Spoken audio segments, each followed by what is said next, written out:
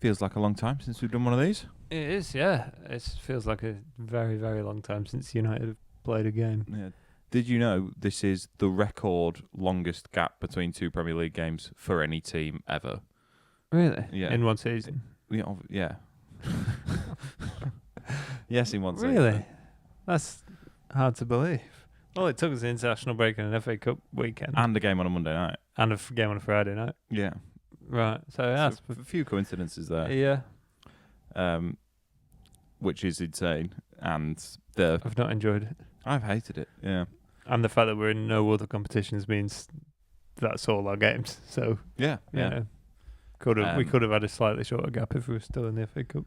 A lot of fans of other teams and sort of commentary have spoken about how it's a really good thing that we're not playing as often as other teams. Yeah. And I think that's probably true a lot of the time. I think this is too long a gap and it's harmful to the team. And they'd be much better off if they were playing. Yeah, especially the ones who've not been on international duty. Yeah. It must feel like the pre-season. Like you never have this long without a game. Yeah, basically, yeah. And they got a tour out of it. Well, not at all, I'm surprised they didn't put a game on for money. Yeah. To get some income. While they're in Dublin. Yeah. Like I'm sure it would have generated income if they were playing a game. But it's probably for the best to just play friendlies and behind closed doors games and stuff. I can't wait to get back to it. Yeah, it's been a ridiculously long time. I feel like it has been a break between seasons. Yeah. It's not been enjoyable. We've had the international break, which I didn't watch either of England's games. I watched Ireland's one game. Even that feels like a long time ago. I know. Also, Ireland and Wales both went to penalties at the same time. So yeah. I'm sure a lot of other people were sort of flicking back and forth between the two. Yeah. And then I saw someone comment saying it felt like being kicked in the face and the balls at the same time. Nice. So that was nice. If you're supporting. If you want them both to win, yeah. Well, which I did. Yeah. It's, I didn't engage with the international break at all, really. I saw Maguire went, and that was good. Yeah. We can talk about him a bit more later. Yeah. Mainly played one of the games, I think. Or he might have played in both of the games. I think he was. Came on in one and started in one. Alongside Elliot Anderson, which we might see going forward, fingers crossed. Yeah. Or not fingers crossed, maybe, maybe that's not what your preference would be. I don't know. Yeah, it's been a long break. It has. We're rusty as well. Yeah, you can tell. We need that rhythm. Yeah, we're fit, but we've not got the match rhythm. Yeah, it's different behind closed doors, because obviously we've still been having. We're still talking to each other. Training and for the podcast by talking, but the exposure, the match rhythm, you can't replicate that environment. No, the podcast experience of a real podcast. Like players score 10 out of 10 penalties in training, but when it comes down to the shootout, it's like watching the chase on the telly compared to being in the studio. You can get all the answers right at home. Yeah, but it's different when you're there. It is.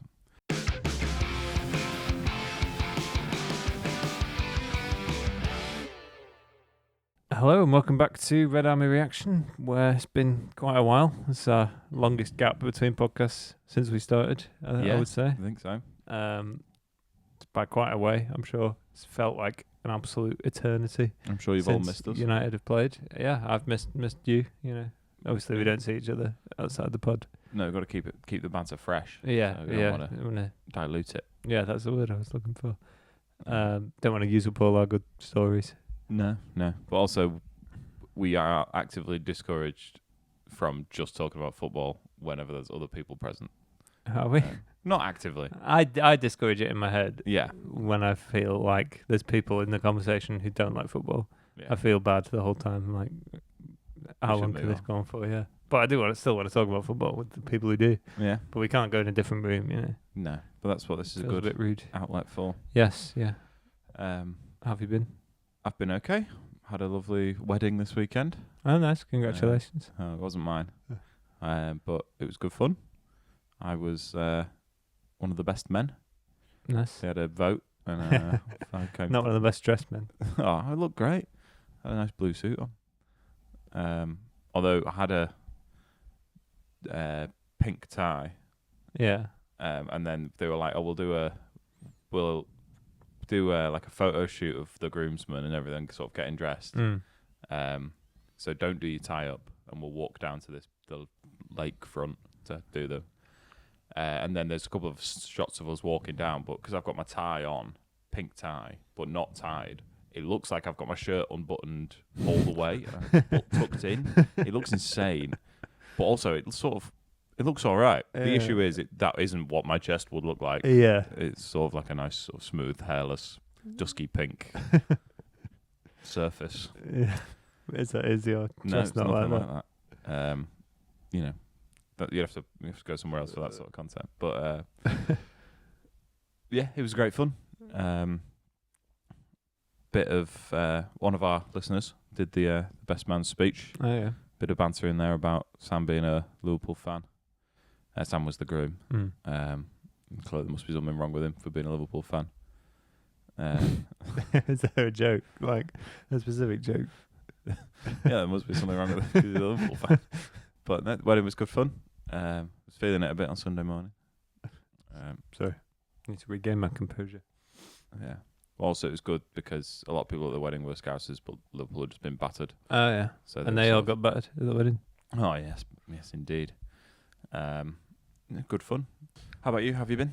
Yeah, I've been all right. Yeah, I went over to Dublin, not for a training camp like United. Just for a nice weekend break. Lovely. Maybe training to like Guinness, which I don't, but no. I'm trying. I enjoyed drinking it, even if I didn't like the taste. Despite it's the quite taste. fun to drink, and it looks really nice. It looks does like look the really nicest drink in the world. Yeah, but isn't that what baby Guinness is for? It looks like Guinness, but it actually tastes nice. Yeah, but drinking pints is fun. Yeah, true. Yeah, you have to tell me. You can't just have a session on baby Guinnesses. Sadly, they're too nice, really. Yeah. But yeah, I'm not at the point where I can say I like it. I've still got to do some more training, I would say. Yeah, I'm reluctant to try it, not because I think I won't like it, but because I think if I do start to like it, then it's like sort of bandwagoning and sort of buying into the marketing hype that is Guinness. Yeah. So I'm like, I mean, they've done very well. This is obviously not about football, but we've not played in 3 weeks, so they've managed to turn Guinness from a drink that only old men drank to a drink that just everyone drinks. Yeah. Literally anyone could drink Guinness now. But in like the first episode of The In-Betweeners, he says one of them, Will, orders a Guinness, and all his friends are like, Guinness? Because that's not something an 18-year-old would ever drink. Yeah. But now, anyone will have one. Yeah, they've done very well out of it. And they started making other drinks. They made a lager for a while. Yeah, I think they still do. Probably. Hop House 13. But it didn't have anything different from all the other lagers. No. So I don't know. Also, I've not seen a marketing campaign from them. So it's sort of all viral guerrilla marketing that's happened. There's that pub in London that went viral as like the best Guinness in London, and they do something ridiculous. They sell like 15,000 pints a week or something. Wow. It's a phenomenon. Yeah, I don't want to get on board with splitting the G. Oh no, that's stupid. Yeah, but I would like to like it. Someone actually got engaged while I was at the Guinness storehouse. Engaged at the Guinness storehouse, wow. Which is, it's not where I would do it, but congratulations to them. It's quite the good view of Dublin. Yeah, I'm sure it meant something to them. I'm sure. And United are playing in Dublin in summer against Leeds. Is it like the first ever football game at Croke Park or something? Yeah, well, it was illegal to play foreign sports at Croke Park until 2005. Right. That was basically you could only play Irish sports there, like hurling and Gaelic football. And then they've had international matches there. But this is the first ever club football game. And it might not happen because it's the first week of the championship or the Charity Shield. And Leeds might be in either of those. Yeah, that's true. So they probably won't be in either of those, but probably they might. They'll probably stay up, but they probably won't win the FA Cup. But they could do either or both. Yeah. So it might not happen, but they are carrying on as if it will happen. United obviously in Dublin at the moment. Yeah. I've not seen much from it. I know Carrick did an interview about the team news today. Yeah, and Steve Holland did an interview about basically just because no one's been on the United website for 2 weeks, so they have to put something out. Yeah. So a couple of nice clips from training, a couple of interesting drills, but that's not the sort of podcast we are. No, even pre-season can be quite dull. You have to sort of immerse yourself in the friendlies and stuff and the daft American stuff. But they're just training in Ireland. There's not a lot to say about it, which doesn't make for an excellent podcast. But no, they've announced the European tour for the summer. Oh yeah, which is the first time not going to Asia or America for like 10 years as well. Right, which is a good sign. Because it's really annoying to completely uproot your entire life and go to America for 3 weeks. Yeah. And, we always end up playing a couple of friendlies in Europe anyway. Yeah, so they're might just as well staying stay in away. Europe. And also with the World Cup being in America, I don't know if that's influenced it at all. Yeah, it might have harmed the demand. Yeah. Although not that most people can afford to go to the World Cup games. Yeah. Even though United haven't been playing, other teams have been. It was the FA Cup this weekend. Yeah, quarterfinals. It's weird because it feels to me like it's been the international break the whole time. I feel like I enjoyed those games less because United was still on hiatus. Yeah. But I did watch all 4 of them, actually. No, I watched 3 of them. I didn't watch Leeds West Ham. City looked very good against Liverpool, and Liverpool looked very poor. Yeah. It's one of them. Was it a case of City being that good or Liverpool being that bad? It was a bit of both, probably. It was, yeah. I think Liverpool were really poor. And I think we'll see again this evening. They're playing Paris. I think we'll see another what happens when they come up against the team that really knows what they're doing. I hope so. Yeah. PSG are just like they did last season in the Champions League. They're looking much better in the second half of the season than they did in the first. They didn't really bother playing well in the groups there. Yeah. So I'd love to see Liverpool lose 4-0 again. Salah, you might have thought with announcing he was leaving, that would sort of give him a burst of energy and help him to play well for the last bit of the season. Yeah. But it didn't. That didn't look to be the case against City. He was very poor. But every Liverpool player was poor, really. Yeah. I'm slightly worried that he's going to have his burst of energy and return to form at Old Trafford.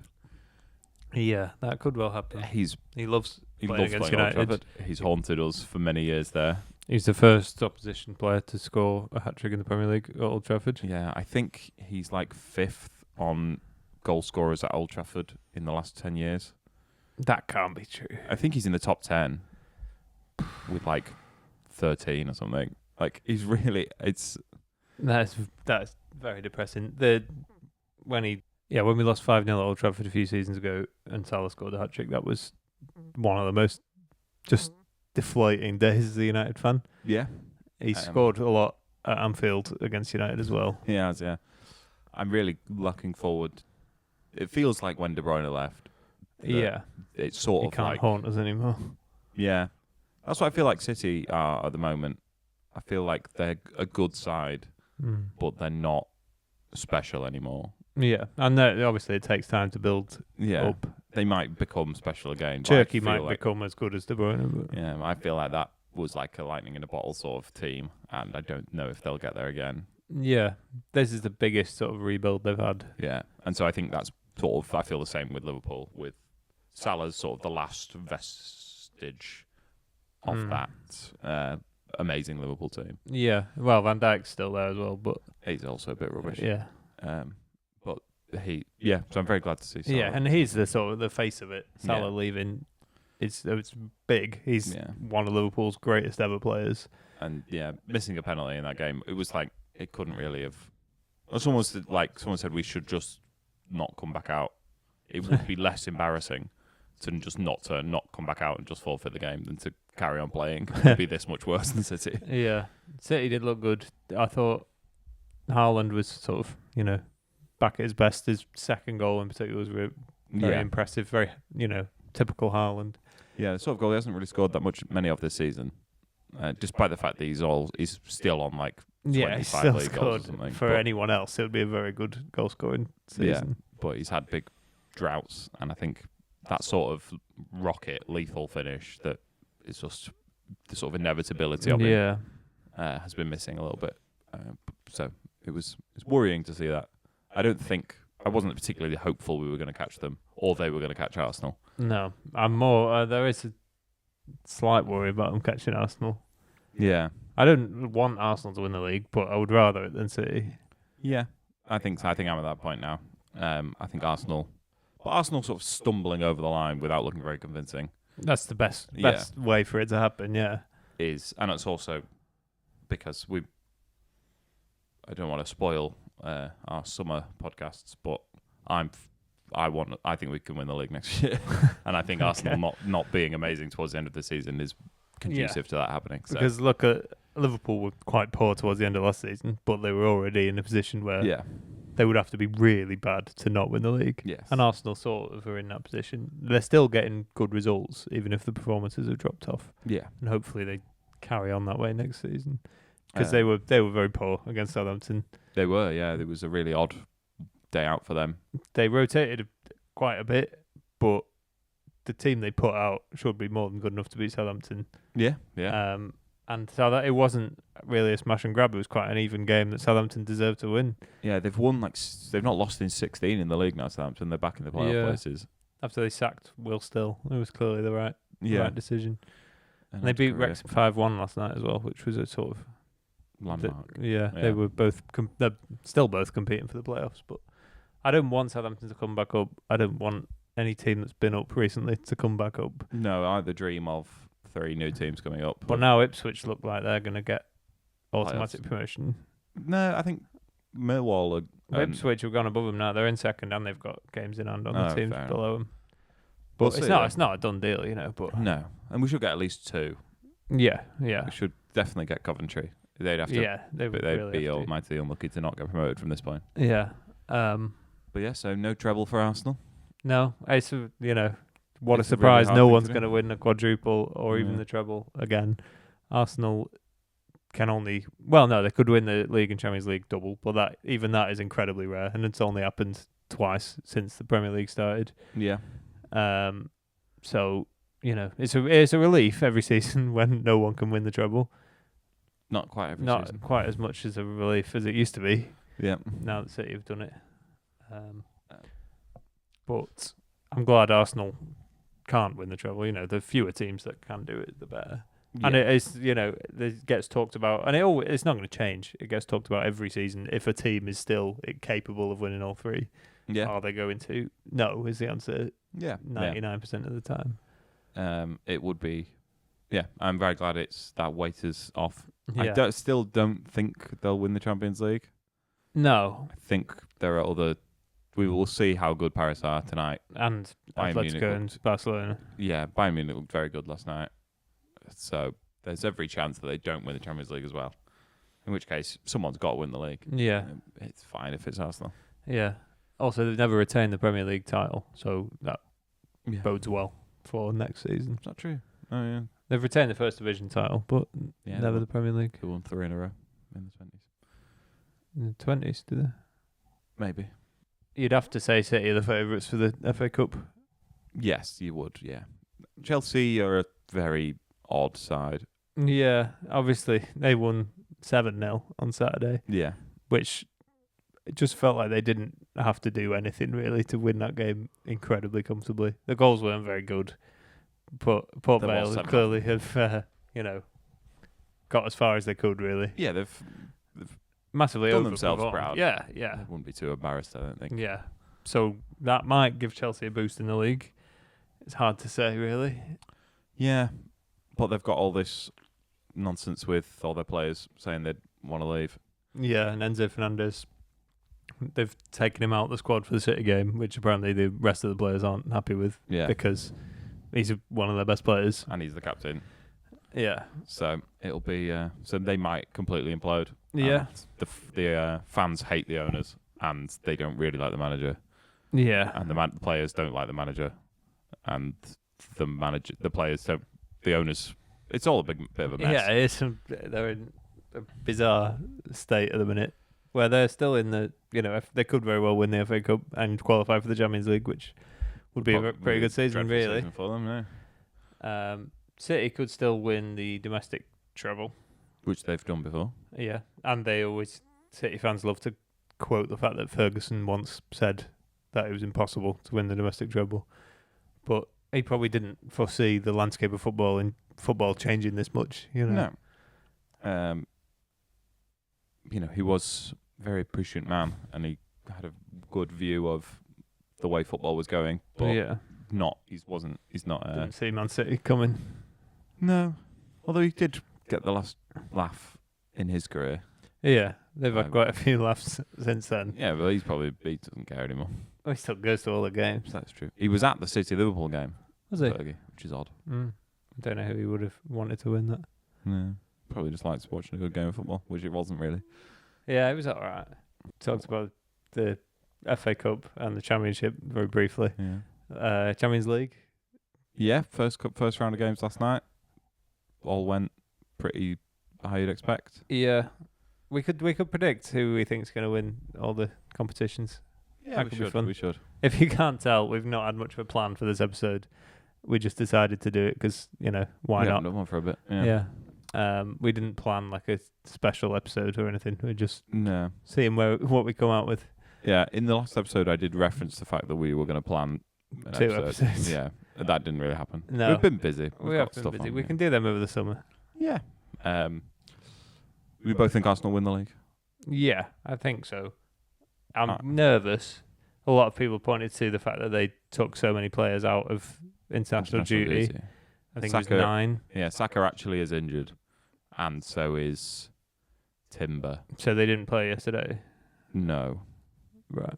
I don't know if that's true. But he said they weren't going. Okay. So I'm going to rely on that.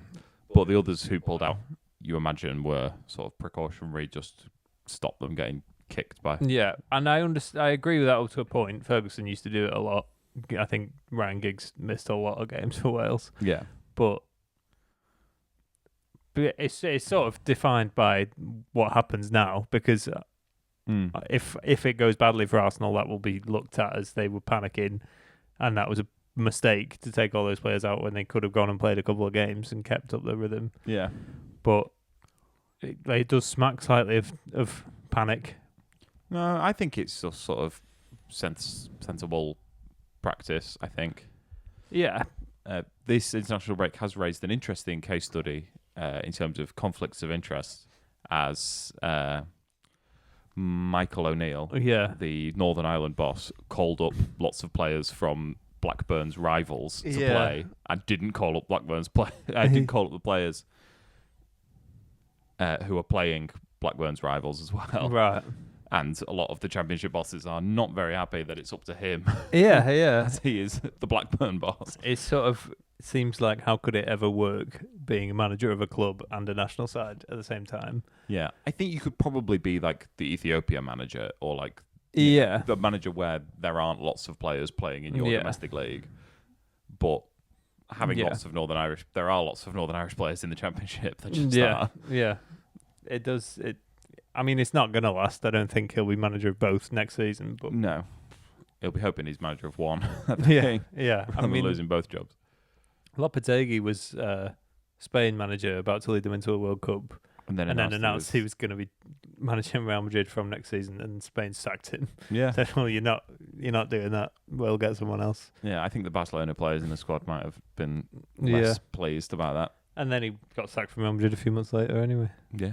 But, getting sacked from Real Madrid has very little bear. Everyone gets sacked from Real Madrid. But he hasn't done anything else since, really. Yeah. So Arsenal win the league, we think? Yeah, I think so. I think, although there's 9 points clear, City have got a game in hand, and City has to play them. And City's game in hand is Palace at home. Yeah, but Palace at home is tough. Is it? Palace aren't very good. Palace aren't very good, true. I was thinking of Palace, the Palace of last season. Yeah. But yeah, Palace were quite poor. So I think it's closer than it looks on paper. Yeah. It looks like 9 points with 8 games to go, which it is technically, but lots can still change. Yeah, I think Arsenal will do it. I think the reason the game against Palace hasn't been rearranged yet is because Palace are still in the Conference League, which takes up a lot of your midweeks. But it would benefit City to play it sooner rather than later, so they could win it. Yeah. But it could end up being played. It's probably going to be played after City play Arsenal now. So if Arsenal win that, then the Palace game's going to end up not meaning anything. But if City could play that beforehand and win it, and then they'd be right behind Arsenal when they played them. It could make a big difference when this game is played. Yeah, I was thinking about this the other day about the sort of timing of games and how everyone plays every other team twice. Yes. And so in theory, everyone has the same. City play. It's a level playing field, But if you played Vitor Pereira's Wolves versus playing, what's his name, Rob Edwards' Wolves, that's a very different proposition. If you played Thomas Frank Spurs at the start of the season, or you got lucky and got to play Igor Juda's Spurs, or if you now have to play De Zerbi's Spurs, which could be better or worse. Well, Forest have had 4 managers, so that's, It's there is a big variance, especially with this season where so many managers have changed and so many teams have been so patchy. Yeah, you'd be annoyed if you had to play Carrick's United rather than Amorim's. Yeah, absolutely. Or you got you got really lucky and you got to play the late days of Maresca's Chelsea rather than the first half of the season. Yeah, it's not everyone's season is equal, and these things could make a big difference. Yeah, I don't think there's ever been any research done into it. No, well, maybe that's I could look into it. Yeah, especially when leagues are decided on single points. Yeah, no goal difference. Yeah, that was just a thought I've had recently. FA Cup, I think City will win that. Yeah, I mean they've got Southampton in the semi-final. It is 50 years since Southampton won the FA Cup. Yeah. And that's clearly helped them so far, Yeah, they're in very good form. They've had special dispensation granted to wear their anniversary kit at Wembley. Oh, okay.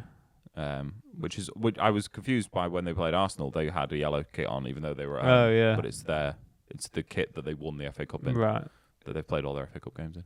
Oh, they've played all the games in it. I think so. Yeah. Oh, okay. Because I was going to say, if they hadn't, would you ask to wear it at Wembley in the semi-final? Or would you save it for the final? No, but they wore it against knowing Arsenal that you already. might not get there. It'd be an interesting one.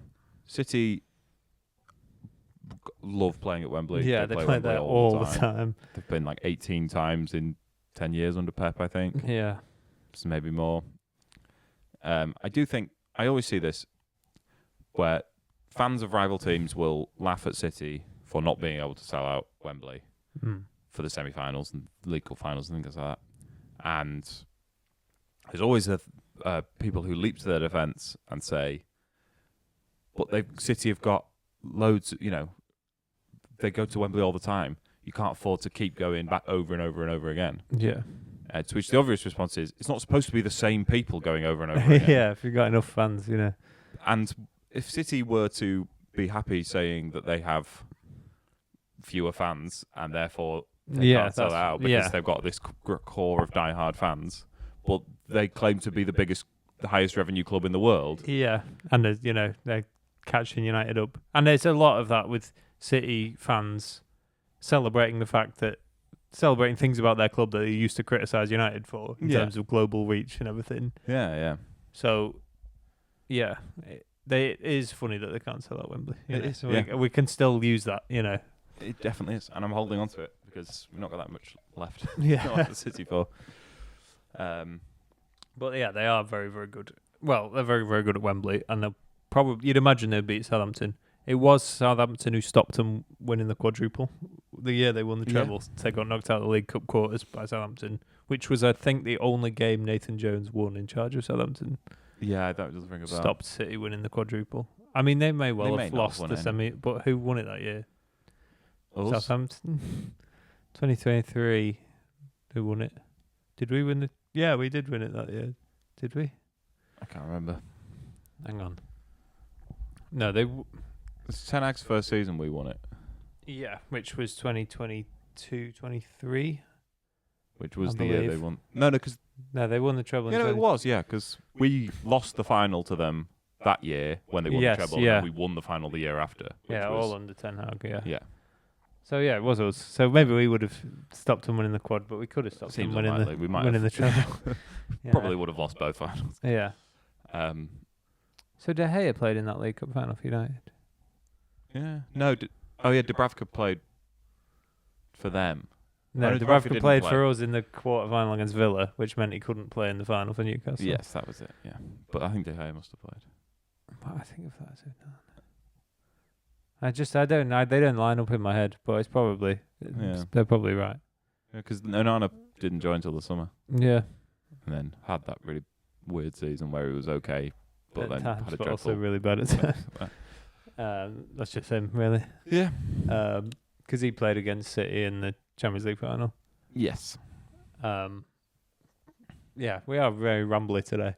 I think City will win the FA Cup. I'd like to see Southampton win it out of the other three. Or Chelsea win it, really. But I'd rather either of Chelsea or Leeds over City. Yeah. Although Leeds winning the FA Cup, I wouldn't enjoy. No, I wouldn't. And they're not good. If they do that, they won't go down either. They'd have to. I know they could. Yeah. More likely. Wigan did it. Yeah. But It's. I mean, I wish we'd had some cup run this season. Yeah. Just even a quarter final of something. Yeah. Would have been nice. Like I sort of fell in love with the idea of Ollie coming back when Amorim got sacked and winning the FA Cup with us. Yeah. And then we went for Carrick over Ollie, and we ended up out of the FA Cup before either of them because we played one game with Fletcher and lost. Yeah. We were unlucky to get a decent Premier League side in the third round, but we were crap in that game. Yeah, and there's no reason to say we would have beaten a team worse than Brighton because we lost to Grimsby. So. And Shea Lacey got sent off in that game. Yes. Feels like a long time ago. It really does. A cup run is always fun, and United should always be winning trophies. Any season without a trophy is a failure for United. It is. And it's not mathematically guaranteed that we're not winning a trophy this year, but it's unlikely. It's very unlikely, yeah. A cup run would have been nice. And we have had some very good cup runs in the last few seasons. We had the obviously Europa League run last season, which we played teams in every round that we should be beating, and even with us being 15th in the league, and scraped through. And then the final was so bad that it taints all the memories, which it shouldn't do, really. You know, it's not going to. Southampton aren't going to forget that quarter-final victory against Arsenal if they don't go on to win the FA Cup. No, and teams go on, non-league teams go on big cup runs. If they don't end up winning it, they don't think, it didn't mean anything. Yeah, but it's also tainted. It's also been tainted for Spurs as well.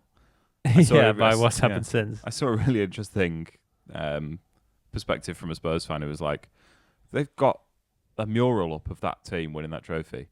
And it should be the case. The team that won the European trophy at Spurs, a team that won the trophy for the first time in 20 years, should be there, always welcome back, and they come out, they bring them out on the pitch, and this is the team that did it. If they get relegated, they're all good. That's all gone. Yeah, they're not having the mural of them up anymore. No, you wouldn't take that. No, it ruins that whole thing. Yeah, it makes it all worthless. Yeah, like when, as I mentioned, Wigan won the FA Cup and got relegated.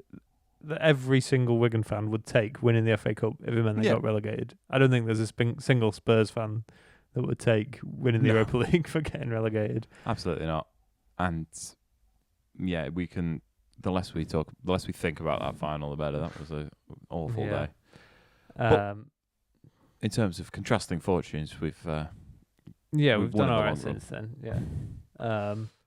So Arsenal will get there in the end. Arsenal, we think, will win the league. Yeah. City for the FA Cup. Yeah. Annoyingly, and then we're not exactly sticking our neck out so far. Champions League. Yeah, Champions League's an interesting one. I want Barcelona to win it because of Rashford. Okay. He's the only player left in the competition I hold any love for. And I hold a large amount of love for Marcus Rashford. I don't think they will win it because I think they're too tactically naive. Yeah. I was partly going to say Barcelona to win it. Just a bit of interest, you know. I think they've got so much talent. They've got an abundance of talent, but I think Flick. He's proven he can win the Champions League. Yeah. I think his sort of gung-ho tactical style. It worked against Newcastle quite well. Yeah, but Newcastle are also tactically naive and don't have anywhere near the talent that Barcelona do. Yeah. Whereas I think Simeone may outsmart them, may outthink them. Yeah. And if not, I think Bayern Munich have a much more balanced blend of individual brilliance and a structured plan on the pitch. I actually think, and I don't know why I think this, I've just sort of decided this in my head, that I think Real Madrid are going to beat Bayern Munich in the second leg. I'm going to turn it around.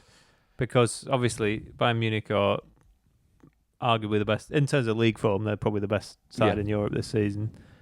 And they've just beaten Real Madrid at the Bernabeu, deservedly. But I just think when Real Madrid look like they're going to go out, they often don't. I mean, they don't win it every season, obviously. But they do win it a lot. Quite a lot. So I think Real Madrid are going to turn that around. And then I think they might lose to, that'll be PSG in the semi-final. If PSG beat Liverpool. Which, touch wood. Yeah. I think if it were the other way around, if they'd lost at the Allianz, but it was 2-1 and they were going to the Bernabeu, I think I would still have them as favourites to go through. Yeah. But with them losing at home, I feel like that ground and that sort of atmosphere. Yeah, it's massive for them. Yeah, it's not. I don't even think it's necessarily like the crowd. I think the crowd are a decent chunk of it, but it's not like going to Galatasaray. I think it's the sort of the cathedral of football that is the Bernabeu. Yeah. The home, like they just feel so at home there. Yeah, and I think Anfield does have a similar sort of aura, for want of a better word, on Champions League nights, and we need to get that back. Yes, but Liverpool have won the third most out of any side, third most European Cups.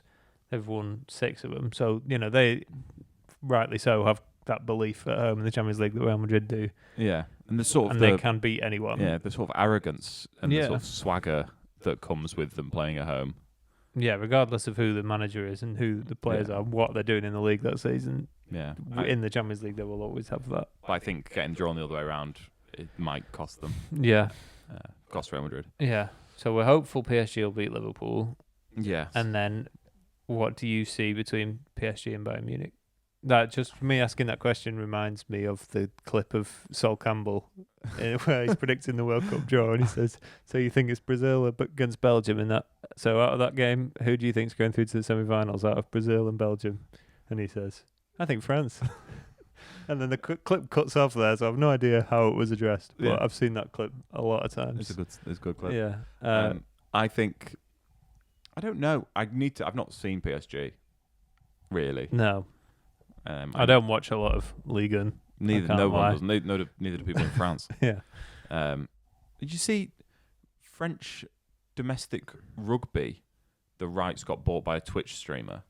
Oh, really? They were so cheap. What, just some guy? Yeah, just some bloke who's going to show them on his Twitch channel and watch along and sit in the corner on the little green screen. Wow. Because that's the best they could get. He was the highest bidder. Yeah. No, but and that's because obviously they couldn't sell the TV rights for Liga in France, so they're just sharing it themselves. And they also, the French League Cup doesn't exist anymore because no one wanted to show it. It was costing too much money. So yeah, I've not watched a lot of PSG. I'll probably watch them tonight and then decide. But I think, I don't know, I like Luis Enrique. I think he runs that team very well to win what is expected of them and not expend too much extra energy. Yeah. I mean, to win the treble with 2 different sides, obviously he had unbelievable players at Barcelona and PSG, but lots of teams have unbelievable players. Yeah. And Zinedine Zidane, I don't think, could have gone to another team with unbelievable players and won the treble with them as well. Guardiola's obviously done it as well. Yeah. He's won the treble with 2 sides, I think. Did he win the treble at Barcelona? Won it in 2011, yeah. Yeah, that makes sense. They won They were very good. But, that's an unbelievable achievement to manage that. Fergie could not, I don't believe, could have won the treble at another club. No, I think, Fergie just had a lot longer. He was a different style of manager. Yeah. He was a manager who... He was a general manager of the club. Yeah, he built the club into what it is. Yeah. Whereas Luis Enrique is closer to what a head coach would have been in Fergie's era. Yeah. So, a different skill set. So if Fergie had gone to another team and done another 20 years, he could have built them into a club that could win the treble in his image. I don't think he could just drop Fergie into a French club and expect him to win the French league that season. No. But Luis Enrique anyone looking for a manager will obviously dream of Luis Enrique. He is the dream appointment for United as well as any other club. Liverpool, if they're after a manager, City, if they're after a manager, would all put Luis Enrique top of the list. But I think he's going to sign a new deal at PSG. I think like with Guardiola at Man City, why would he go anywhere else? This club are going to give him whatever he wants to carry on the job he's doing. So I think he's going to stick there for a while. Yeah. Well, the only reason would be to go to Man City, I think. Yeah. They only step up in terms of operations from PSG, probably City. I think he'll stay. So I think Bayern would be my pick for the Champions League. Kane is probably the best player in the world at the moment. Yeah. He's unbelievable. England look awful without him. I imagine Bayern Munich would also look awful without him. Yeah. He could have an unbelievable season if he win the Champions League and then captains England to a World Cup. I think he would be an absolute all-time. I mean, in terms of English football, he would then presumably win the Ballon d'Or. Yeah. If both of those things happened, so he would be right up there with Bobby Moore, Bobby Charlton. I think Bobby Moore never won a Ballon d'Or, did he? I don't think so. No. So it would be captained England to it would be him and Charlton, right? Charlton won the World Cup, won the European Cup, won the Ballon d'Or. Yeah. So in terms of English football legends, Sir Stanley Matthews, for all his credits, didn't do those. No. He might. I don't know if Stanley Matthews won the European Cup. No, I don't think he did. But he was pre-World Cup for England. He was a while before that, wasn't he? Should we check? No, we should know these things. We should have a base level of football. We don't have to look these things up. We obviously have a very good level of football knowledge, and no one listening has better. The gauntlet's prove me been wrong. laid. But God. maybe it's not embarrassing that we don't know whether Sir Stanley Matthews won the European Cup. So it would be in the pantheon of English football greats. I think if he's not already is. He would if he came back to England and got the Premier League goal scoring record as well. Yeah, that feels less likely. How far off is he? 50 goals off or something? Yeah, about that. I think he's definitely over 200, so he's less than 60 goals. I think he's over. Rooney got 208, and Kane is second. Yeah. So I think it's about 50 goals. He'd need 2 seasons at his current level as well. Yeah. If he stays at Bayern Munich another couple of seasons, I don't see him coming back to England and getting 50 goals. But also, we've spoken about how the Premier League record is an arbitrary record. Yeah, it would take a lot for him to beat Dixie get Dean's the all-time First Division record.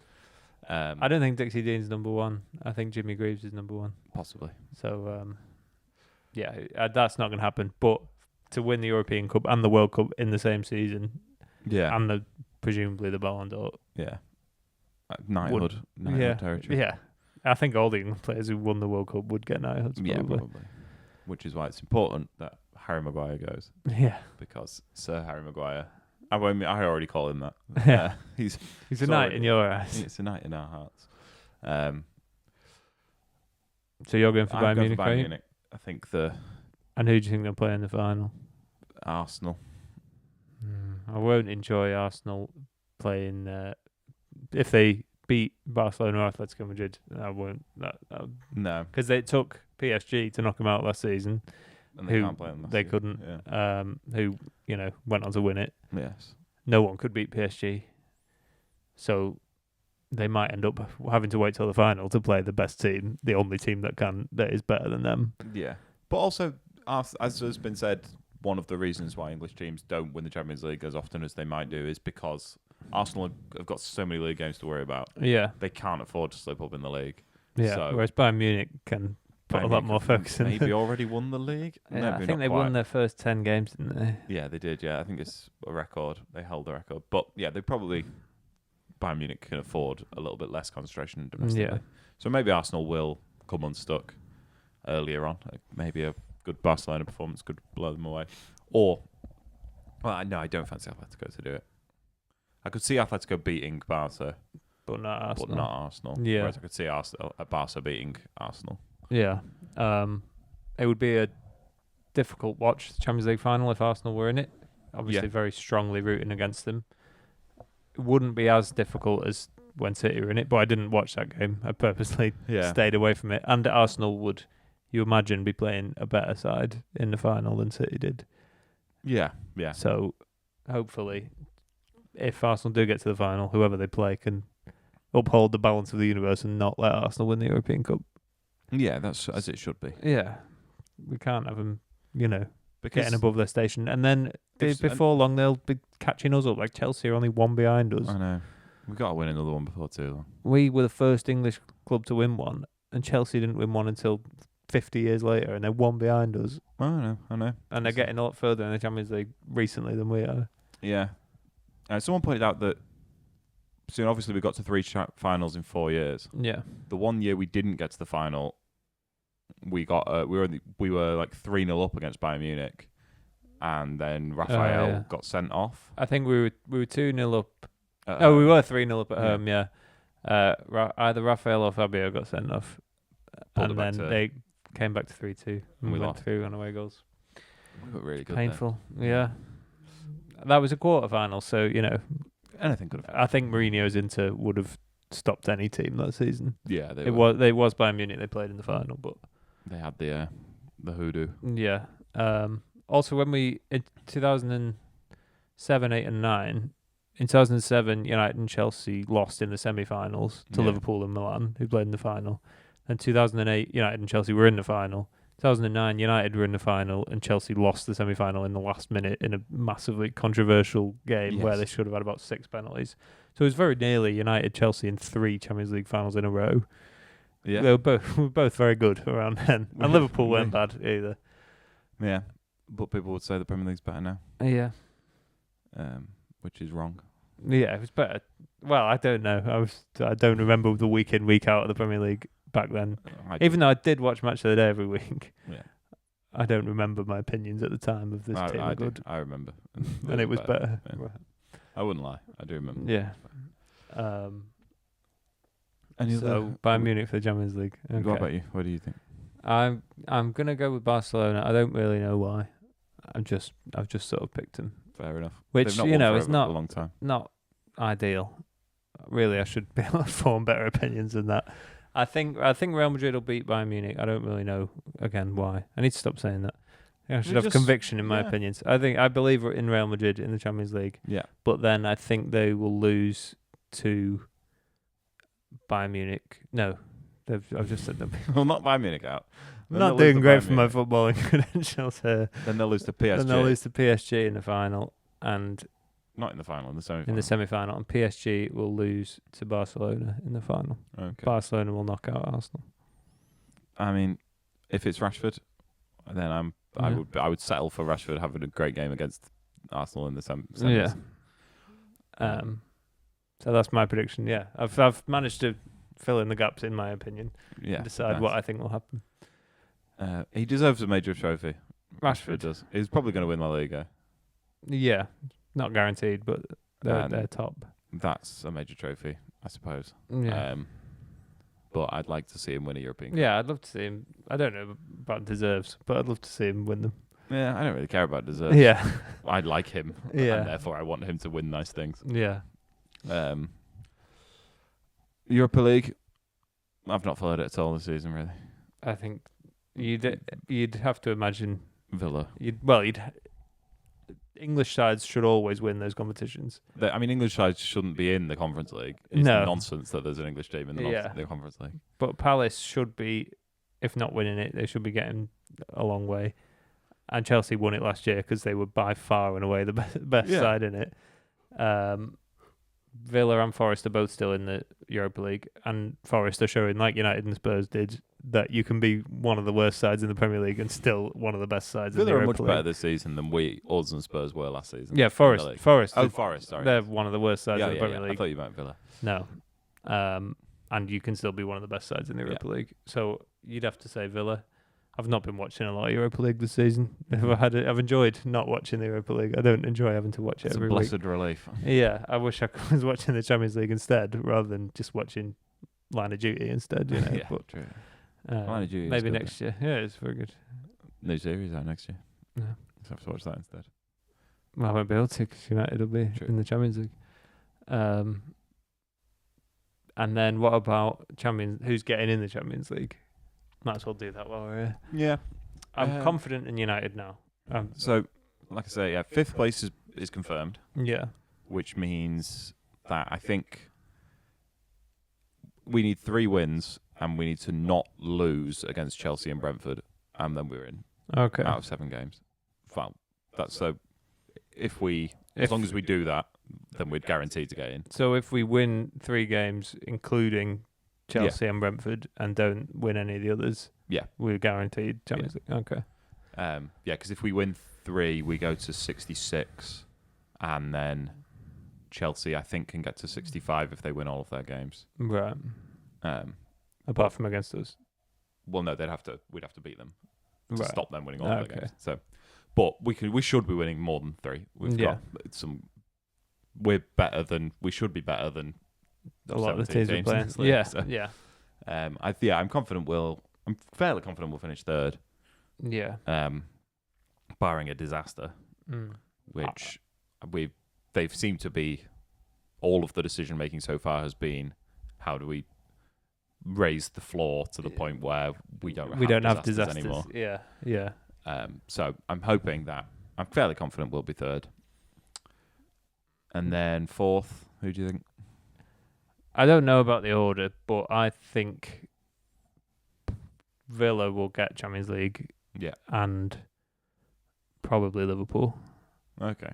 I'd love for Liverpool and Chelsea to both drop out and Brentford or Everton to get Champions League. I would think that would be amazing. Yeah. But I'm going to go with my head over my heart and think that it will be Villa plus Liverpool or Chelsea. And I'm going to go with Liverpool.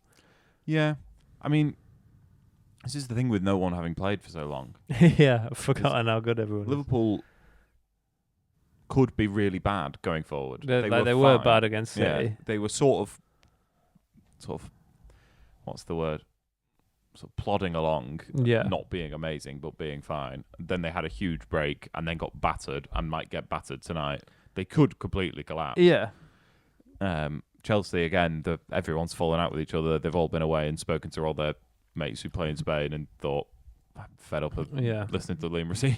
It's a long-standing tradition, the players on international duty doing interviews for native TV channels and slagging off the club they play for or flirting with other teams. Yeah. Like Pogba used to do it all the time.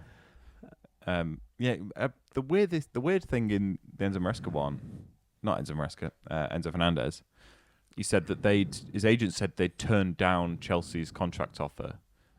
But he's got like 6.5 years left. Yeah. Why are Chelsea making him a contract offer? He can't leave. He's not got a buyout. Yeah. He's not going to go on strike for 6 years. No, but if you go on strike long enough, they'll sell you, even if you've got 6.5 years. I mean, you shouldn't. You hold all the power when you sign him to a deal that long. But no one should ever sign a 7-year Certainly deal. not at Chelsea. I think a lot of players could have signed them at City and they wouldn't have regretted it. Yeah, true, yeah. But Chelsea are so up and down. And they're mainly down with this current regime. I think it's really difficult to predict. I think us and Villa are the most consistent of those 4. Yeah. Villa just about, but yeah, probably. They are. Villa haven't as much talent as Liverpool or Chelsea. Yeah, Villa have been the best at their best this season. Yeah. And also I think Villa have been closest to their best more often, but I think Chelsea and Liverpool, when they are, if they were to all of their best players were to play well and together, which doesn't happen for those teams this season, then I think they would be better. But Villa have been Villa have been the best coach side out of them three, definitely. Yeah. Completely. So I hope I don't love Villa, but I'd like to see him in the Champions League over Liverpool and Chelsea. I don't feel any guilt for us stopping them getting in the Champions League last season on the last day of the season in slightly dodgy fashion. Yeah, but it was mainly, I would say, the fact that their goalkeeper got sent off after half an hour, for wiping out one of our players, that stopped them winning that game, rather than a slightly contentious decision for a goal. A disallowed goal, yeah. It was 0-0 after that point. They still could have won the game, but it was made a lot harder by having 10 men.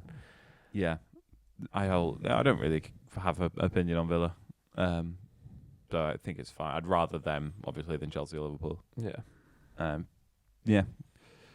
I'm fairly certain. Well, not certain. Obviously, there's no certainty. I'm confident in United being fine towards the end of the season. Yeah, I don't think we'll see. We might not maintain the level of results we've seen under Carrick so far, but we won't see the kind of drop-off that would be required. So you're going for United and Villa, and I'm going to go for Chelsea. I think Liverpool are going to be rubbish. Well, I hope you're right. I think the Salah thing is probably going to go the other way rather than going the way they wanted it to go. Hang over them. Yeah. I think nobody thinks Slot will be there next season. Yeah. Really. I think they all think they'll shake hands with him. Yeah, especially now they're out the FA Cup. Yeah, they seem to have an aversion to sacking managers, which is not a bad thing to do. They've never sacked a manager who's won the league. Yeah. And this would be a sort of a bold start. And he's in a worse position than a lot of other like in terms of fan sentiment, than any other Liverpool manager who'd won the league would be in. Like, yeah. I can't imagine. It's like he hasn't won the league, and last season they did all right. They got in the Champions League, and this season they're not doing very well. Maybe this manager's not the one. Yeah, but it's weird that doesn't seem to be factored into people's opinion of him. The fact that he did win the league. Yeah, I think it's just sort of the shortening of the sort of life cycles in football. Yeah, is you won the league last year, but so what? It's about this year. Yeah, he could still win the Champions League as of at time of recording. Maybe if they lose heavily tonight, that won't be the case. But surely no one could sack a manager who won the league and Champions League in his first 2 seasons. No, I think if he did win the Champions League, they'd probably have to keep him. But I feel like they wouldn't want to. No, they would be forced to keep him. I think they would. I think most Liverpool fans want Xabi Alonso in the summer. Yeah, I don't think they'd be singing Slot's name and saying, give him whatever 5 he more wants. Years or whatever, yeah. They've been chanting Steven Gerrard's name because they want Slot to get sacked and Gerrard to take over. Right. That's what they're chanting on Sunday. Okay. Saturday. So, which is a weird thing to do. Yeah. But yeah, I think it makes the most sense for them to sort of stumble towards the end of the season, and then he leaves mutual consent at the end of the season, and then you can continue to say you're not a team that sacks managers. Yeah. Even though he's not finishing his contract. Yeah. He is essentially, and all the betting markets pay out on mutual consent for sacking anyway, because it's just a nice under a different name. The manager can pretend that he wanted to go as well. Yeah. I think, but I could be proven wrong. Liverpool could sort of fudge something together. Rally, yeah. We'll see. I'd love to see Chelsea and Liverpool not get over the line in Everton to pip them both. That's the ideal scenario. Yeah. Because I don't know why, but I quite like David Moyes. Yeah, I do. I have no real reason to. No, it's sort of nothing to do with the fact that he was United manager. That doesn't factor into my opinion of him at all. Yeah, it does. Yeah. The United spell is so long ago that the sort of I don't really think about pre-United Moyes. I just sort of think of I like the sort of old British managers who are still reasonably doing good. Quite well, yeah. And so I think that's a good archetype of manager, and I would like to see them. Yeah. And also, it would really annoy Liverpool fans if they finished above them. Yeah.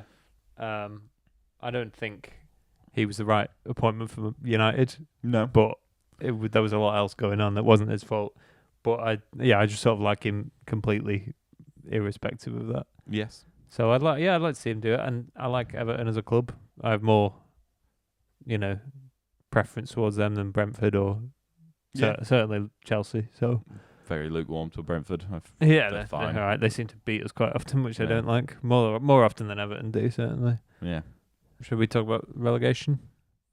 Yeah. I mean, we talk about it most weeks because Spurs potentially getting relegated is such a big story and such an exciting story. Yeah, it's hard to ignore every time they lose a game. They have thrown their last set of dice, you might say. Yes, a manager who said he didn't want to come. Yeah. This season, he wanted to wait for someone else to give him up, and then he would take the job. Yeah. Also, he's never been at a club longer than 3 years. They've given him a 5-year contract. Yeah. They've given him a lot of money, I imagine. Yeah, I think he's the third highest paid manager in the league. We might be the highest paid manager in the league next season. Just a different league. Yeah, I can't imagine him being there if they do go down. I think that would be another catastrophic failure from Spurs. I don't think they can afford to not keep him, and I don't see how he can leave. I mean, he'd have to quit. I think he might quit. I don't think he would mind doing that. Yeah. I don't think it would harm his reputation much. It would a bit. He has gambled it a little bit on the fact that he can keep him up. But also, he's already got a reputation as a manager who sets things on fire, leaves and doesn't hold to his contract. Doesn't leave the club in a better place than he found it. Yeah, I think every team is hoping they'll be the team where it all clicks for him.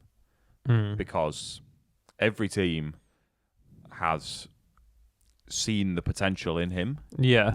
I think Brighton especially, everyone liked his Brighton side. Everyone thought he announced himself as the next big thing. I mean, football fans in Italy would say had already announced himself as the next big thing. Yeah. But getting the Brighton job and making them one of the most attractive to watch teams in the league was a very impressive feather in his cap. Yeah. His time at Marseille was sort of dominated by interpersonal decisions.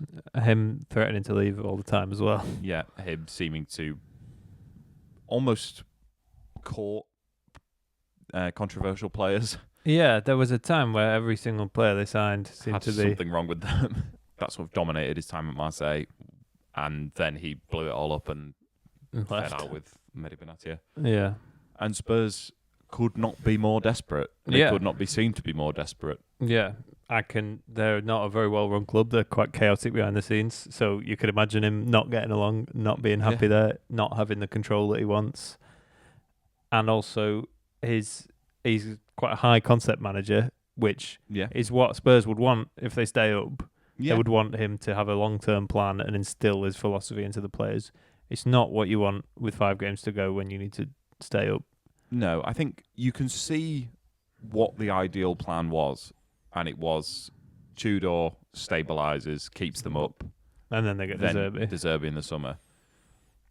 That is sort of tending towards not a dreadful plan. Yeah, I mean the Ange, Frank, De Zerbi is very much reminds me of the Louis van Gaal, Jose, Oli sort of pivot, where it was like none of these managers have absolutely nothing in common. Yeah, there's clearly no long-term vision here. What is the selection policy for these managers? How can you build a squad to last beyond these managers? Yeah, and the fact that they were considering Sean Dyche as well as Roberto De Zerbi is like, these managers, how can there be any consistent vision here if you're considering these two completely opposing options? Yeah, so I think the ideal scenario would have been Tudor keeps them up, but the fact that they've had to pull the trigger, move on from Tudor, pay through the nose, and lose all leverage in negotiating with De Zerbi to get him now. To go back with their tail between his legs, with their tail between the legs, and say, right, we'll give you more money, more years on your contract. Please come now. Yeah, if we go down, we're not gonna have like a buyout for you going down. We'll still be beholden to the entire contract, even if we're in the Championship with no revenue, because from their point of view, they can't go down. It would be awful for them to go down. Which is the right way for them to think. Yeah, it is. I don't know if it's led them to the right decision. No. Like, I mean, Spurs' commercial revenue is their biggest income stream. Their second biggest income stream is obviously TV. Yeah. Both of those will go off a cliff next season. Yeah, in the Championship. They've already got a huge amount of debt from the stadium. There's obviously leverage against the stadium, so it's not bad debt like United's debt, but they will have to take on more debt if they go down because their operating costs are way above. If they lose all match day and all... No, they won't lose all match day. They'll lose a lot of match day revenue. Almost all of the commercial, or have deductions on a lot of that commercial for being in the Championship. There isn't probably much contingency in the player contracts. I think they have got wage cuts, which I don't know if you're United, say, signing a player, negotiating the contract. Do you just put a relegation clause in there, say, oh yeah, don't worry about that, that's just standard, that's in every contract. Yeah. Obviously, we won't use it. Or there is a sort of psychology around it. Yeah. You say, well, we're not putting a relegation clause in there because we're obviously not. We don't want the player to think we're worried about relegation. Yeah, I mean, there's the sort of equivalent to where United are is the Champions League deduction. Yeah, and you would like to think that it's much like you'd like to think that is the level, the sort of the bridge, the gap we're either side of, rather than the promotion relegation. And at United, where we haven't been in the Champions League in several recent seasons, for any player signing, that's an incentive, a motivation to keep qualified from the Champions League. Yeah. And I think there's a couple of players at United who don't have it, but I think Spurs players generally have relegation wage cuts in their contracts. Yeah. A lot of them probably have break clauses for relegation as well, but Spurs might not mind that. They'll probably be happy to sell quite a few of them. Yeah, possibly. So, from Spurs' point of view, they absolutely cannot go down. So it makes sense to sort of give up anything to get the manager who's going to keep you up. My issue is De Zerbi the manager who's going to keep you up? Because he's going to come in, he's shown to be massively uncompromising. Yeah. He's got very highfalutin ideas about the way the game should be played, and I think it could be make or break for De Zerbi in terms of his intelligence as a manager, because I think it's the same thing that we sort of saw with Amorim, where it's all well and good having these incredible ideas about how the game should be played, but if you're losing every week, you can't say, I'm too clever to play a different way. Everyone will just think you're an idiot. Yeah. It's like when you're doing your GCSEs, right? And you come up with the idea, then you think, I'm really clever, but this type of exam, this isn't actually measuring how intelligent I am. This is just measuring how good I am at remembering stuff. Yeah. It's like, but if you're actually intelligent, you just remember the stuff. You can't be like, oh, this sort of exam is, it doesn't fit with how I want to be. Yeah. If De Zerbi wants to be a good football manager, he has to keep them up. He can't sacrifice them on the altar of his ideals on the players and say, I want to play this way, and if they can't do it, they'll go down, and that's not up to me. Yeah. That just makes you look like a moron. Who's taken Spurs down. He might have to forget his big ideas and just get them to play a certain way, get them on side for these next 6 games, and just get them to win a couple of them and stay up, and then he's got pre-season and guaranteed future in the Premier League. Yeah. But if he goes in as if they're not going anywhere and starts all his ideas from now, then it could go very wrong. He didn't win in his first 5 games at Brighton. Yeah. Which if he does that, they probably will go down. But again, the circumstances should mean that he doesn't try and do that. And because he could afford to lose his first 5 games at Brighton in the pursuit of building a great team. And it was worth it. The long term, the ideas got across. But he can't afford to do that. So if he does that anyway, then he's an idiot and a bad manager. He's a bad manager. So I don't know which way it's going to go. No, I just want them to go down. Yeah. I think there's all of the talk around him is obviously he's an elite manager. Obviously he's an elite tactician, and he drills the players in this way.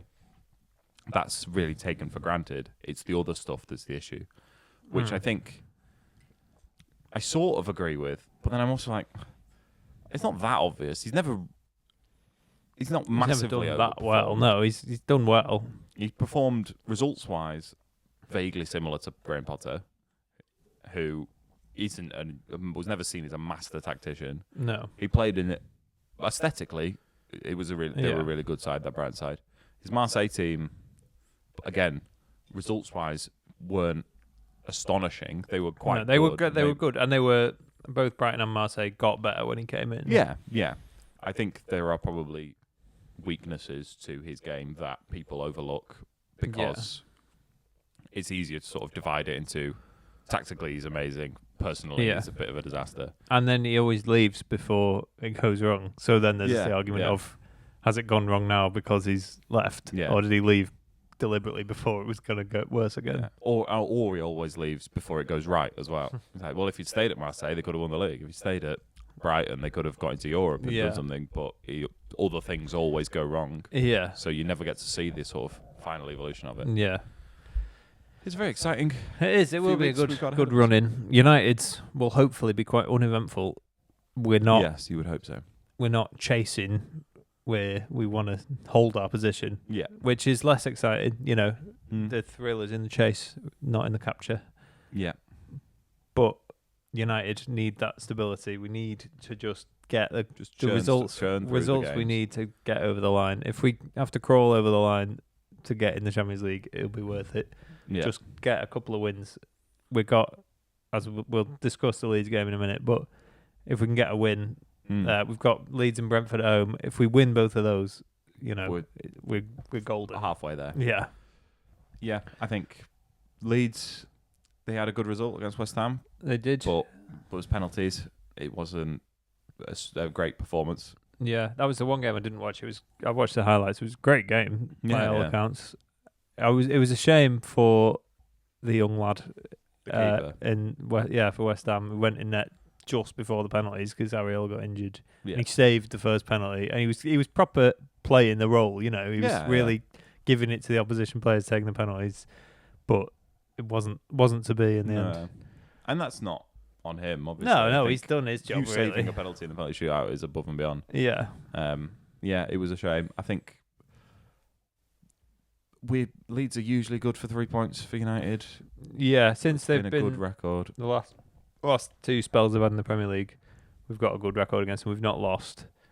So, you know, we've had some good. We beat them 6-2 in lockdown, I think. Yeah. And there's that clip of the Leeds fans doing the watch along. We were 2-0 up after literally about 3 minutes. Yeah. McTominay scored both, I think. That was a great game. Yeah. There was the one on the first day of the season. We beat them 5-1. Fernandes hat-trick. Yeah. Which was great. A great day. And it looked like the dawn of an amazing team for United. It certainly sadly wasn't. Yeah. Pogba got 4 assists. Yeah. Oh, man. Halcyon days. Yeah. Well, it wasn't a halcyon day. Yeah. All went wrong very quickly. Yeah. I think they've improved throughout the season, which seems to be something that a lot of newly promoted sides struggle to do. Yeah. A lot of them seem to burn hot and bright at the start and then aren't able to adapt and develop new ideas. I think you can tell that it's not Farke's first time doing this. Yeah, it's actually his third. Yeah. So to come in and be sort of a bit more flexible, and I think he's rightly so. He's thinking, what steps do I need to take to maximise Leeds' chance of staying in the league? What do I need to do differently? And that's something that not all managers who get promoted think. And they often think, how best do I make sure I stay in the Premier League rather than the team? And I'm really glad, not that I like Leeds, but I quite like Daniel Farke, and I'm glad that they didn't sack him when they got promoted, which was strongly rumoured, and then they were very close to sacking him a few months ago before they turned the form around. Yeah. And I'm glad they stuck with him because they could be in a much worse position if they got someone like Igor Tudor or plenty of other managers who've been brought in to keep a team up. Yeah. I'm really glad they've stuck with him, and he's done a very good job. And they're not guaranteed safety, but they're in a much better position than it looked like they would have been at this stage. Yeah, they're sort of the fourth most likely to go down, which is a good position to out of the, not including the bottom two. Yeah, it's basically 100% likely to go down, which is a position they would have been happy to take. And I think if it weren't for Sunderland having a very good season for a newly promoted side, I think Leeds' season would be seen as more impressive than it is. But I still think we definitely should win. Yeah, we should be probably beating will Leeds. win. Yeah, we'll both be going down on another pesky Monday night, so we won't be recording next Monday. No, that's true. Seemingly close to a full fit United squad. Yeah. Delict seems to be his ongoing absence. What was the update Carrick gave today? Was it Mount? He said Mount's... Yeah, well, Mount came on against Bournemouth in the last game, but Mount's, kept it up with the first team and he's ready for more minutes. Maguire's suspended. Yeah. Martinez. Delict is still out. Martinez has been training with the first team, which is good because Maguire's injured, suspended, so it'll probably be Martinez alongside Yoro at centre-back. And then Dorgu's training, not with the first team, but he's training. But I don't know if we'll see Dorgu get any meaningful game time before the end of the season. Yeah, I think it's annoying, really, because I think left-back could become a position that we are interested in this summer. Yeah, I think I think it's really key to how we want to play. Since we lost Dorgu, we've lacked width on the left-hand side. Yeah. And I think he could do that from left-back. But... he was doing it from left field, and I think he was proven to be quite a good option on the wide left. Attack. In certain game states against certain oppositions, definitely. And we haven't had anyone there. Yeah. We've had Cunha there, he's not a left winger. He's a great player, but he's not a left winger. So I think we may go into the summer not knowing if we need to sign a left back, which is annoying. Yeah. There are options internally that can probably get us through at least to January without it being a disaster. Yeah. If we do need an upgrade there, but I think it's a shame that he's got this injury as he did, because he could have really nailed down a good starting position. Yeah.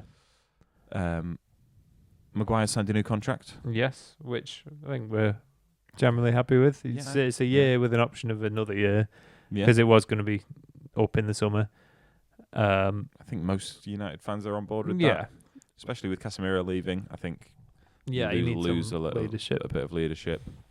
When he talks about finishing his career at the club and winning big trophies at the club, he's not quite the player I'd most like to see win a big trophy. I think that's definitely goes to Bruno Fernandes. Yeah. But Harry Maguire lifting a Premier League or a Champions League at United would be wonderful to see after all he's gone through. Yeah, he's had a tough time of it. There were times where it looked like his England and United career were over. There were, a few red cards at bad times, and he was getting mentioned in the Nigerian parliament. Yeah, and he was very close, pretty close to going to West Ham a couple of years ago when they had Moyes, and he got the captaincy taken off him. Yeah, not for any dodgy reason. Not like John Terry. He wasn't stripped of the captaincy. No, he just wasn't the right captain at that time. And he was in bad form at the time. He wasn't playing every game, which you want from your captain. And he has turned it around to the point where he's a starter if he's fit. Yeah, he plays well. He's a good solid Premier League defender. Yeah, I think we'd like to see him probably transition from being our best centre back to being a useful centre back to have. Probably don't want in a Premier League winning side, which we aim to be. You can't see he's probably not the best defender. But he's a really good player to have around the squad. Yeah, like you say, he's an older player, which we're not going to sign older players, so it's important to keep the ones who are good enough that we've got. Yeah, he's clearly a very good professional. Yeah, and I think it's and he's taken a pay cut as well. Yeah, because that was sort of the thing with Casemiro as well, where we want to keep these players, but we're not going to be able to keep them on the wages they are. We're not paying £350 a week for a player who plays 15 games a season. Yeah, so I'm glad he shows his desire to stay at the club. Yeah, so absolutely. Yeah. I'm pleased for him. Yeah, I think personally, as in, I don't know, personably, he is a player that I've got a lot of time for. I think he's got great character. He's great moral fibre. Yeah. We did beat up a Greek policeman. An attempt to bribe him. Well, yeah, the attempted bribe. But I think you'd. Yeah, if you were in a foreign prison, if you were in a desperate, you probably would offer them some money. Take my watch. I've got. I'll give you $5,000. Let me know. Found the one Greek policeman who wasn't corrupt. Yeah. Lucky they didn't take him up to the shepherd's huts in the hills. Cause you know what foreign police are like. Yeah, you do. So that's not our actual opinion. No. We've never had any issue with foreign police or domestic police. No, we've never had a run-in. But yeah, I'm glad to see him sticking around. Yeah. I think I would really like to not have to sign an entirely new squad before we're good, because I quite like some of these players. Yeah. And that's always the thing. I want, people always say like, oh, if we got bought by Qatar, you could have signed 10 players in a window, and but I don't want that. It doesn't feel real. It doesn't feel like... Yeah, it's like you're playing FIFA, Yeah, like that's why Newcastle bought like Dan Burn, I think, and players like that initially to sort of keep some link to being a normal team and not just, lose all of that immediately. Yeah. And now Newcastle have struggled to do the next bit, So yeah, I'm happy to see him staying. Yes. And we won't see him against Leeds. No, I was about to say hopefully he can score the winner against Leeds, but no, he can't. Someone else will have to do that. Yeah. So yeah, 3 points in the bag against Leeds will be nice, and then we'll be in a very good position. Yes, and we can start to plan. Start to listen to the Champions League anthem. I presume they've already started to plan for the summer. Yeah, they've probably got the contingency. They're hopefully at the point where they're planning for us to be in the Champions League. The contingency, and they've got the backup plan as if we're not in the Champions League, rather than a hopeful, maybe if we get in the Champions League we'll be able to use this plan, but let's be realistic. I think that's, which is probably what it was last season. Yes. I think that's probably where they're at. Yeah. And it's an exciting summer. Yeah. I don't think we'll see quite as much churn as last year. No. We already know of a couple of players that will be leaving. There's a couple more they want to leave. We saw 10 players leave last summer, maybe 9 players, and 5 come in. So there's a few players who will hopefully leave again, who are on loan, either with options or obligations, or just on loan. Yeah. Sancho won't need to leave again. We've loaned him out for the end of his contract, so he'll just be gone. Yeah, there's a talk of, because he's got an option, and it's like, United probably won't trigger the option. Like, obviously they won't. Surely we're not daft enough to do that, to think, well, maybe someone would buy him. He's done all right at Villa. Just let him go. Wash your hands of him. It's not worth it. But like in theory, Højlund, Rashford could come back. Yeah, Højlund, I think is guaranteed now. Okay, but Rashford is distinctly not guaranteed. Barcelona are playing hardball. Yeah, Onana. I don't think there was even an option to buy. Yeah, Onana's agent keeps briefing how he doesn't see his Old Trafford career as being over. Yeah, I think the club might do. But yeah, there's no option there, so we need someone to buy him. Yeah, we're gonna have to find some solution. Yeah, but we'll hopefully he'll accidentally take some of his wife's medication again and get banned. We can sack him. Yeah. That's an odd case. Yeah, he's an odd case. Is there any other business? I don't think so. I think we've comprehensively dissected the footballing landscape. So we'll be back next week, not on Monday because of the pesky fixture schedulers, but we will be back to talk about the Leeds game and the upcoming Chelsea game. Yep. Thanks everyone for listening. I hope you've enjoyed your break. I hope you had a nice Easter. Yeah. And we shall go on. No, I think that's everything. I was going to say something else. I can't remember what it was. Fair enough. So thank you for listening. Keep it locked for the rest of the season. We've got lots of exciting plans for the summer. Maybe. Oh yeah, I've got my big plan for the summer. Watch the World Cup. Well, maybe. No, not watch the World Cup. What's your big plan for the summer? Oh, it's a surprise. Oh, okay. It's not a surprise to you. Ah, yes. Ah, yeah. I think I know what you're referring to. Watch this space. It may well prove impossible. But yes, or too expensive. But we'll see. Yeah, watch this space, and we will see you out there.